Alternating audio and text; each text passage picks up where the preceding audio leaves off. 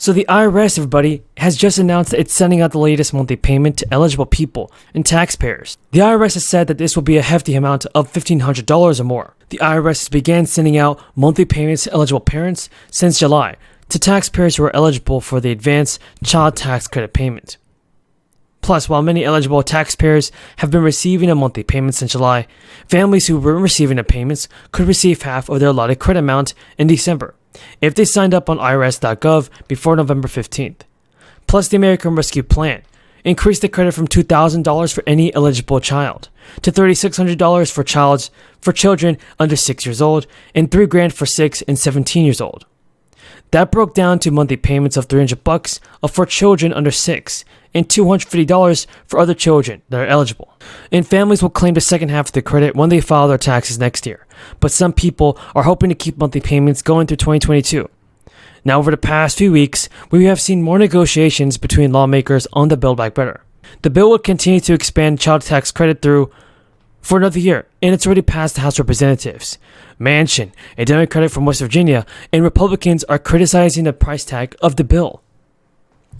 The Congressional Budget Office estimated the package will cost $5 trillion and add $3 trillion to the nation's debt, a significantly higher than the $1.7 trillion price tag that Nancy Pelosi floated ahead of the House's passage of the bill. And Senator Ron Wyden, a Democrat from Oregon, told reporters that the IRS advised Congress that they must pass the package so that parents can receive more stimulus relief aid this year.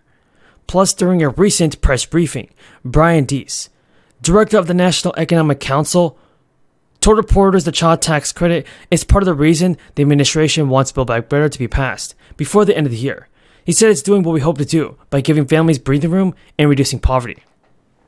Plus, she also said that we are confident we'll get the Build Back Better passed, and extending the child tax credit is one of the many reasons we need to do that, and need to do it as soon as possible. So folks, I do hope that lawmakers will finally reach a deal on this so that more stimulus relief assistance can go out. And according to the latest government data, inflation is now at historic highs, after having accelerated at the highest levels in about 40 years. But overall, provisions to support families will likely make into the bill. Other proposals may have been left out due to constraints by Senator Manchin. First Lady Joe Biden has also confirmed that the administration won't be able to deliver free community college to people, acknowledging that a major provision of President Biden's domestic agenda is off the table. 2 years of free community college for eligible people was part of Biden's agenda, and now he can't do that. Folks, I truly appreciate everyone's support. If you have any questions on this, leave them in the comments below. Thank you so much, Mr. President. This afternoon, the Senate Minority Leader Mitch McConnell said that the midterm elections are going to be a report card on your progress on inflation, border security, and standing up to Russia. Do you think that that's a fair way to look at it? And if so, how do you think that report card looks right now? I think report cards can look pretty good if that's where we're at. But look, the idea that Mitch has been very clear. He's going to do anything to prevent Biden from being a success. I get on with Mitch. I actually like Mitch McConnell. We like one another. But he has one straightforward objective. Make sure that there's nothing I do that makes me look good in his mind, with the public at large. And that's okay. I'm a big boy. I've been here before. But the fact is that I think that I'm happy to debate and have a referendum on how I handle the economy, whether or not I've made progress on. Look, again, I'm taking too long answering your questions. I apologize. I think that the fundamental question is, what's Mitch for? What's he for on immigration? What's he for? What's he proposing to make anything better? What's he for dealing with Russia? It's different than I'm proposing that many of his Republican friends or his colleagues are supporting as well. What's he for on these things? What are they for? So everything's a choice, a choice.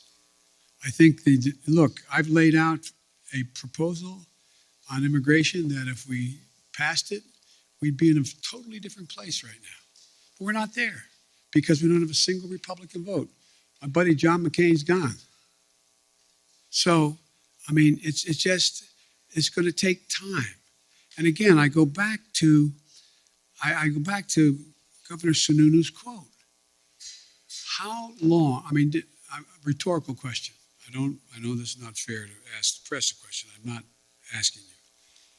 But think about, did you ever think that one man out of office could intimidate an entire party where they're unwilling to take any vote contrary to what he thinks should be taken for fear of being defeated in a primary?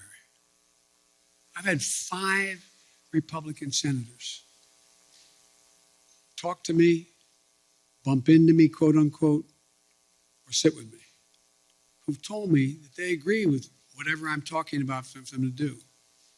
But Joe, if I do it, I'm going to defeat it in a primary. We got to break that. It's got to change. And I doubt you're all, it sounds like I'm being solicitous, you're all bright as hell, well-informed, more informed than any group of people in America. But did any of you think that you get to a point where not a single Republican would diverge on a major issue? Not one? Anyway. Can you tell us who those 5 Republican senators are? Sure. No, are you kidding me? I maintain confidentiality. On voting but I'm rights, sure you've spoken to some. on voting rights. From over $53 billion in taxpayer subsidies, the financial gains made by these companies must be shared with the American people, not just wealthy shareholders. In other words, all this amendment says is that if these companies want taxpayer assistance, we are not going to socialize all of the risks and privatize all of the profits. And let me be very clear, this is not a radical idea. These exact conditions were imposed on corporations that received taxpayer assistance in the bipartisan CARES Act, which passed the Senate 96-0. In other words, every member of the U.S. Senate has already voted for the conditions that are in my amendment. And CARES was not the first time that Congress passed warrants and equity stakes tied to government assistance. During the 2008 financial crisis, Congress required all companies taking TARP funds to issue warrants and equity stakes to the federal government. Bottom line is that taxpayers should not just be handing out money